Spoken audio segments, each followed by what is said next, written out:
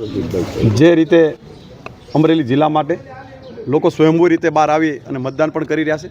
સ્થાનિક સ્વરાજ્યના જ્યારે ઇલેક્શન હોય ત્યારે સૌ લોકોને હું નમ્ર અપીલ પણ કરું છું કે આપણે આપણો મતદાનનો અધિકાર છે એ પ્રકારે આપણે મતદાન 100% કરવું પણ જોઈએ. કોઈ પણ વ્યક્તિએ મતદાન કર્યા વગર ના પણ રહેવું જોઈએ.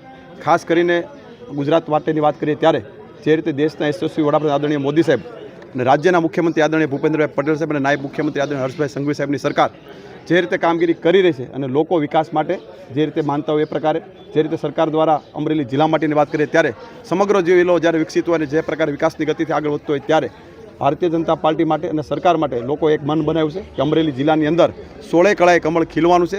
અમને અન્ય પાર્ટીના ઉમેદવારોને અન્ય પાર્ટીના લોકોને ઉમેદવારો પણ મળ્યા નથી. એ પ્રકારની પરિસ્થિતિનું વાતાવરણ અમરેલી જિલ્લા અને ગુજરાતમાં આપણે સૌએ જોયું છે. કારણ કે એક ઉમેદવાર 4 જગ્યાએ ઉમેદવારી કરે એ પ્રકારની પરિસ્થિતિનું નિર્માણ થયું છે. તાલુકાને કંઈક ઉમેદવારો મળ્યા નથી, અમુક જગ્યાએ અન્ય જગ્યાએ લડવા ગયા એ પ્રકારની પરિસ્થિતિ જ્યારે થતી હોય ત્યારે લોકોએ 100% મન બનાવ્યું છે કે અમરેલી જિલ્લાની અંદર ભારતીય જનતા પાર્ટીનું કમળ એ 16 કળાએ ખીલવાનું છે. એમાં કોઈ શંકાને સ્થાન નથી. તમે જોઈ રહ્યા છો કે તડકા એટલા હોવા છતાં પણ લોકો સ્વયંભૂ પરિવાર સાથે મતદાન કરવા માટે આગળ વધી રહ્યા છે.